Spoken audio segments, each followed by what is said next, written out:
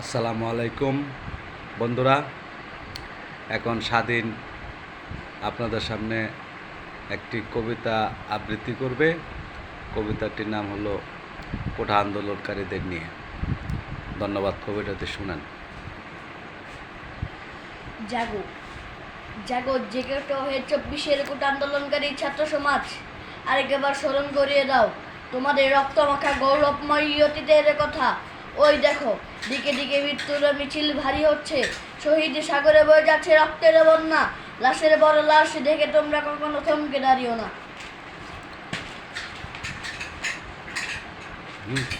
দুর্বার গতিতে রুখে দাঁড়াও, দুর্বার গতিতে রুখে দাঁড়াও।